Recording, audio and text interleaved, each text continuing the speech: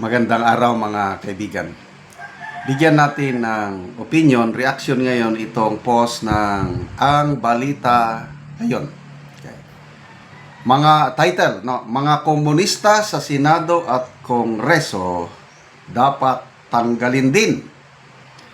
Ito ang panawagan ni dating Presidential Anti-Corruption Commissioner Greco Belhica bilang reaksyon sa babala ng AFP na tanggalin ang pensyon ng mga retiradong opisyal ng militar na mapapatunayang nagpapakalat ng fake news o nag-uudyok ng sedisyon o kaguluhan sa social media. Sa kanyang matalas na pahayag, sinabi ni Belhica na kung ang AFP o gobyerno ay tatahakin ang ganitong direksyon, mas nararapat umanong alisin din sa pwesto ang mga komunista at legal fronts nila na hayagang kumakalaban sa pamahalaan. Ito ang kanyang post, Greco Belhica. Kung ang gobyerno o militar ay magtatangka na tanggalan ng pensyon ang mga retiradong sundalo na nanawagan ng reforma, pananagutan at laban sa korupsyon, dapat ding ipanawagan ng mga sundalo at opisyal ng gobyerno ang pagtanggal ng sahod, pork barrel at pagpapatalsik sa Senado at Kongreso ng mga komunista at kanilang mga legal fronts. Okay? So, grabe. Mabigat na panawagan. Giit ni Belhica, hindi patas kung ang mga nananawagan ng reforma at katapatan sa serbisyo ang parurusahan, habang ang mga grupong tahasan ng lumalaban sa gobyerno at nananawagan ng pagbagsak nito sa loob ng maraming dekada ay patuloy na nakaupo sa kapangyarihan. Sabi pa ni Belhica, dahil sila rin ay matagal nang nananawagan ng pagbibitiw ng Pangulo, pangalawang Pangulo at ng buong gobyerno at mismong naging armado laban sa pamahalaan. Dagdag pa niya, hindi rebelyon ang panawagan ng mga retirado, kundi reforma at pananagutan, isang mahalagang bahagi ng kalayaang pantao at demokrasya. Sabi ni Belhica, medyo mali na talaga ang pananaw ng mga namumuno. Reforma at pagbaba ang panawagan, hindi rebelyon. Parte ito ng kalayaang pantao at pananagutan sa pamahalaan. Okay. Salamat po, dating Commissioner Greco Belhica, sa inyong simpatya sa aming mga retiradong sundalo. Okay. So, unahin lang muna natin yung issue. Hindi naman kaagad-agad tanggalin ang aming pensyon. Kung sino lang yung makita ng gobyerno ngayon na nagpapakalat ng fake news at mayroong inciting to sedition, kakasuhan mo na. Mag-undergo pa ng due process. Hindi basta-basta, no? Alam din ng AFP yan. Pag-aralan, kasuhan, and then hintayin ang final conviction ng korte. Pero kung final conviction, aabot pa yan sa Supreme Court. Kaya it will take a long time bago matanggal ang pensyon ng isang retiradong sundalo. Okay. So, wag po kayong mag-alala. Hindi po kami kagad-agad natanggalan ng pensyon. Okay. So, dito naman sa mga makakaliwa, totoo po yan. Tagal na, mula pa nung na-establish yung party list system, nandyan na yung mga makakaliwa. So, ginagamit nila ang democratic institutions natin para pabagsakin ang gobyerno. Tapos, nakakatanggap sila ng mga pundo. Kaya nga, hindi matapos-tapos itong problema natin sa communist insurgency. 50, I think, naka 55 years na ata sila.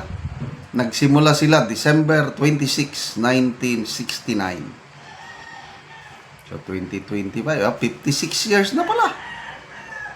Tayo na po ang may pinaka mahabang pang Guinness World Book of Record na tayo. The longest running communist insurgency war in the world. Tayo na dito sa Pilipinas. Kasi nga, ayan, nasa kongreso sila eh. Masyadong maano ang ating maluwag ang ating demokrasya, kaya pinapayagan sila na nandyan. So, I don't know kung may mga nananawagan na iano ang party list system. Hindi naman i-abolish, kundi i-amend yung law dahil nawawalan na ng saysay yung imbis na ang may represent mga marginalized. Wala na. Mga politiko rin, tingnan mo. Ako Bicol party list. Party list lang yan. Sila naman ang nakakakuha ng bilyones sa mga pundo. Saldi ko. Ang normal lang daw sana na mga allocation na party list, sa mga ganyan, 150, ilan ba yun? 150 million. Masaya na. Bilyones ang Ako Bicol party list. So, tingnan nyo mga nakaupo na mga party list ngayon. Karamihan, mga politiko rin. Maganda sana yung talagang galing sa sektor talaga. Kung driver, yung driver talaga. Kung mga manggagawa, manggagawa. Hindi. Ginagamit lang yung sektor na yun. Tapos ang nominee, yung pa rin. Galing sa politiko. Kaya wala rin kwenta ang party list system. Nagagamit ang batas na ito para nakapasok ang mga makakaliwa. Again, huwag kayong mag-alala, hindi kami basta-basta matanggalan ng pensyon. Salamat sa inyong concern sa aming mga retirado. Salamat mga kaibigan sa inyong pagsubaybay sa ating channel. Nakakatulong kayo ng malaki sa tribong Talandig ng Bukidnon dahil ang income natin sa channel na ito is pantulong po sa tribo. Namimigay tayo ng livelihood assistance sa kanila. Nagpapatanim tayo ng saging lakatan at Arabica coffee. Panoorin nyo ang video na ito. Nako sa area ni Uncle Dodong, mag-abunos siya sa iyang kape kay magtulunan ni kabulan karon nga adlaw. So tulo ka bangag, tag isa ka kutsara nga will grow ang ginabuno.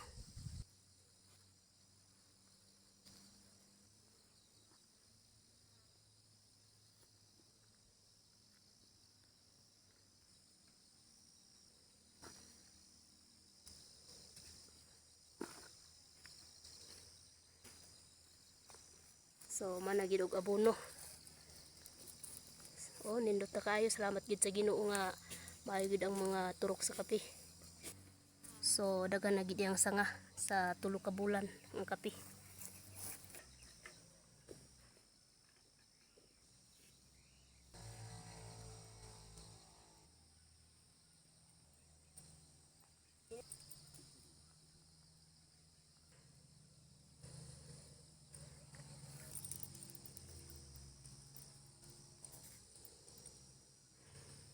Okay na human naman og abono, so mag-spray na pud si Uncle.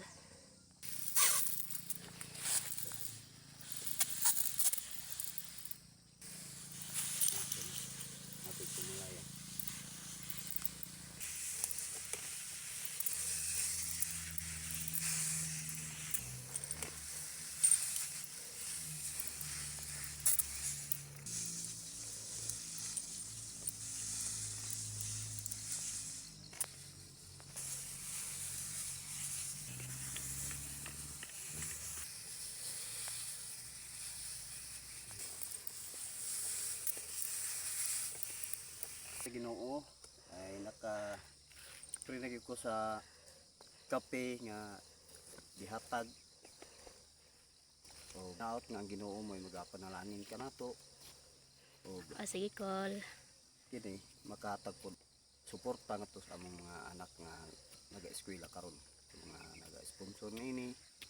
Sige, Kol. Salamat po.